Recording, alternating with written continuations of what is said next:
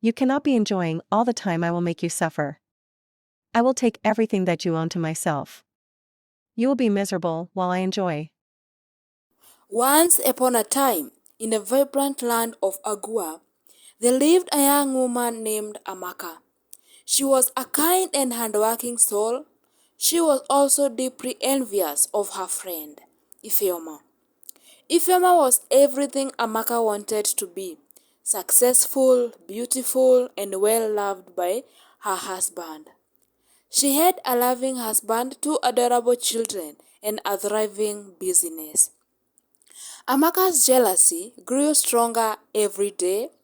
She would often make snide comments about Ifeoma's good fortune, but Ifeoma always ignored her.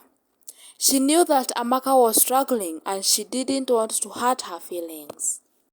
One day, AMAKA was walking through the forest when she came across a mysterious old woman. The woman was sitting on a rock. AMAKA was hesitant at first, but the woman beckoned to her with a warm smile. "Come, child," the old woman said. "What brings you to my forest?" AMAKA told the old woman about her envy of Ifeoma. She confessed that she wished she could have everything that Ifeoma had. The old woman listened patiently. When AMAKA finished, she spoke wisely. "It is natural to feel envious of others," the old woman said. "But it is important to remember that everyone has their own unique journey. Ifeoma has been blessed with many good things, but she has also faced her own challenges. You must focus on your own path and do not compare yourself with others." AMAKA's jealousy continued to grow, even after the old woman's wise words. She couldn't help but compare herself to Ifeoma, and she felt like she would never be good enough. One day AMAKA was walking through the forest again where she came across the old woman's hut. She was hesitant to go inside, but she was desperate to find a way to get ahead of Ifeoma. AMAKA knocked the door and the old woman answered. She looked at AMAKA with sad eyes. "I know why you are here," she said. "But I must warn you, child. Casting spell is a dangerous thing. It is not something to be taken lightly." AMAKA didn't care about the warnings. She was willing to do anything to compete with Ifeoma. "I want you to cast a spell on Ifeoma," she said. "I want her to be miserable." The old woman sighed. She knew that AMAKA was making a mistake, but she couldn't refuse her because that is what she did as a way of earning. She led AMAKA in and began to prepare the spell. The old woman gathered a variety of strange and magical ingredients. She chanted a spell in a language that AMAKA did not understand. Then she mixed the ingredients together and gave it to her. "Drink this," the woman said, handing AMAKA a cup of the potion. AMAKA hesitated, but she drank the potion down in one gulp. It tasted bitter and foul, but she didn't care. She was only focused on the results. "What will happen now?" AMAKA asked. "The spell will take effect within the next 24 hours, the old woman said. "Be careful for what you wish for, child." AMAKA returned to the village and waited. She couldn't wait to see Ifeoma suffering. The next day, AMAKA went to visit Ifeoma.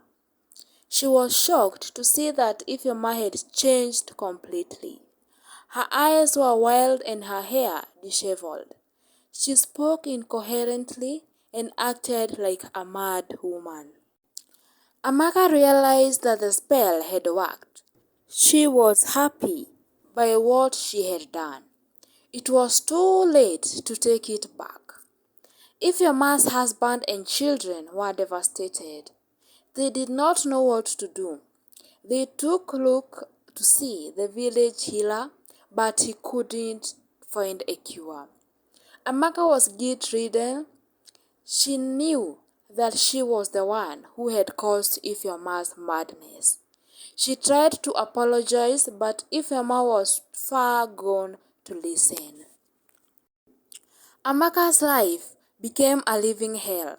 She was haunted by Ifeoma's suffering. She couldn't sleep or eat. She became withdrawn and isolated.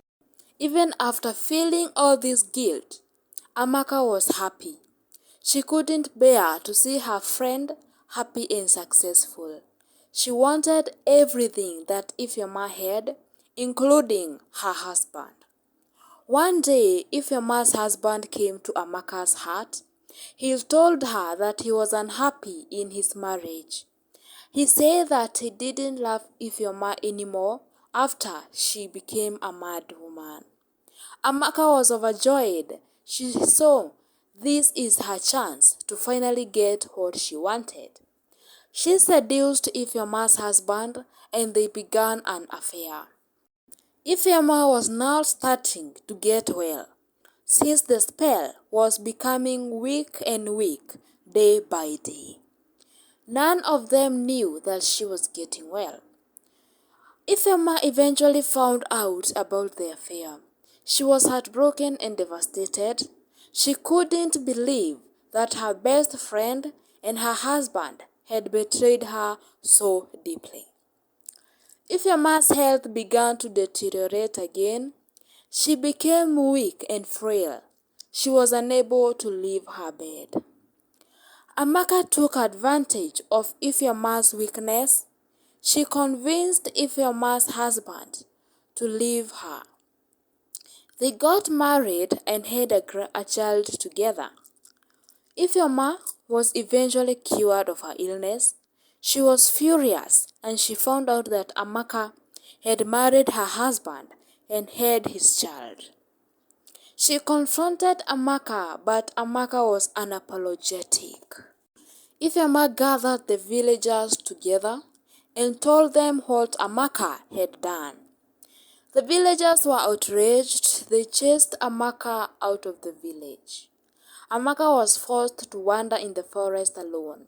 She was ashamed and humiliated. She had lost everything: her friends, her family, and her home. AMAKA eventually found a new village to settle in. She tried to start a new life, but she was never able to shake the guilt and regret of what she had done to Ifeoma. Ifeoma, on the other hand, went on to build a new life for herself. She remarried, had more children. She also became a successful businesswoman. Ifeoma never forgot what AMAKA had done to her, but she forgave her. She knew that AMAKA was a broken person and she pitied her. AMAKA lived the rest of her life with regrets. She was never able to escape the consequences of her actions. She learned a valuable lesson that day. Jealousy is a destructive emotion that can lead to ruin. Thank you so much for watching this wonderful story. Please consider subscribing, like, share, and comment.